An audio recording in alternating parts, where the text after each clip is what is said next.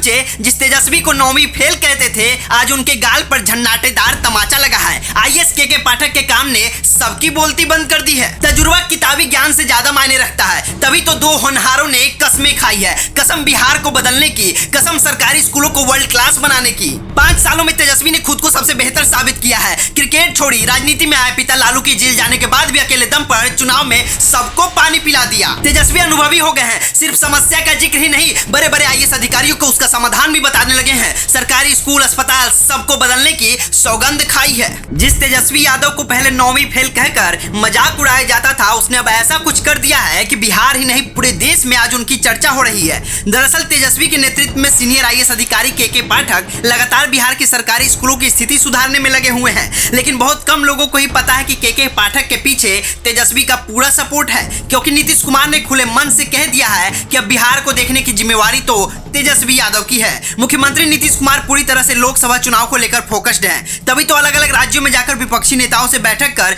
विपक्षी एकता को गलबंद करने की तैयारी में लगे हुए हैं। इसी बीच पूरे बिहार का जिम्मा तेजस्वी ने अपने कंधों पर उठा रखा है और इतनी कम शिक्षा होने के बावजूद भी अपने तजुर्बे के आधार पर बड़े बड़े आईएएस अधिकारियों को समस्या का समाधान भी बता रहे हैं। जो तेजस्वी पर तंज कसते हैं, उन्हें इस बात का अंदाजा नहीं है कि तेजस्वी पिछले 5 सालों में कितना बदले हैं। भले ही उनकी कम शिक्षा को लेकर मजाक उड़ाया जाए, लेकिन यह बात सबको पता है कि तेजस्वी की पढ़ाई पूरी नहीं होने का मुख्य कारण उनके क्रिकेट के प्रति दीवानगी थी। तेजस्वी बचपन से ही क्रिकेटर बनना चाहते थे, वो लगातार आगे भी बढ़ रहे थे। रणजी में भी अपना प्रदर्शन दिखाया, आईपीएल में भी सिलेक्ट हुए, लेकिन आईपीएल के पूरे सीजन में मौका नहीं मिलने के बाद तेजस्वी काफी निराश हुए और क्रिकेट कैरियर से संन्यास लेने की ठानी। तेजस्वी तय कर चुके थे कि अब क्रिकेट छोड़ राजनीति में कैरियर संभालना है। इसके बाद तेजस्वी ने राजनीति में एंट्री मारी और विधायक बने, फिर मंत्री बने। तेजस्वी ने वह दौर भी देखा जब उनके पिता लालू यादव जेल चले गए। युवा तेजस्वी के कंधों पर राजद सहित पूरे बिहार की जनता की उम्मीद टिकी हुई थी। सामने चुनाव था जिसमें बड़े बड़े दिग्गज राजनीतिक घोड़े दौड़ा रहे थे। सबको लग रहा था कि तेजस्वी युवा है, उसे राजनीति का उतना अनुभव नहीं है, आसानी से चुनाव में पटखनी दे देंगे, लेकिन तेजस्वी ने जो किया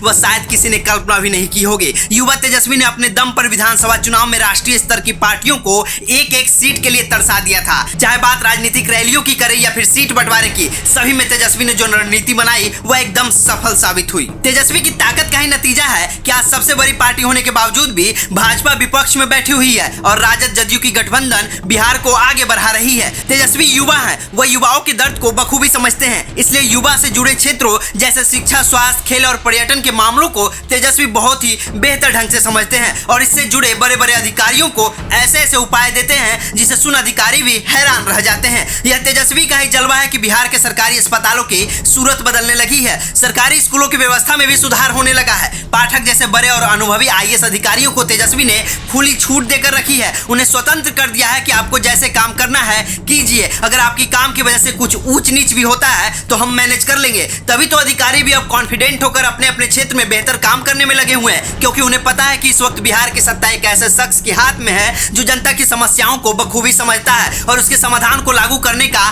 दम भी रखता है। बीजेपी के बड़े बड़े चेहरे तेजस्वी की ताकत को बखूबी समझते हैं, इसलिए हर फैसले पर तेजस्वी के पीछे अपनी ट्रोल आर्मी और नफरती चिंटुओं को लगा देते हैं ताकि तेजस्वी की छवि खराब की जाए और जनता के बीच उनका प्रेजेंटेशन गलत सामने आए। लेकिन बिहार की जनता भी जागरूक हो चुकी है, लोगों को लगने लगा है कि भाजपा अब जुमलेबाजों की सरकार बनकर रह गई है, जहां सिर्फ वादे किए जाते हैं उन्हें पूरा नहीं किया जाता है। लोक लुभावन सपने दिखाए जाते हैं ताकि उन सपनों के चक्कर में फंसकर जनता को बेवकूफ बनाया जाए, लेकिन इस बार जनता बेवकूफ नहीं बनने वाली है, क्योंकि नीतीश, तेजस्वी, लालू समेत पूरा विपक्ष जनता के बीच मौजूद है और इस बार भाजपा को पटकनी देने की तैयारी पूरी है।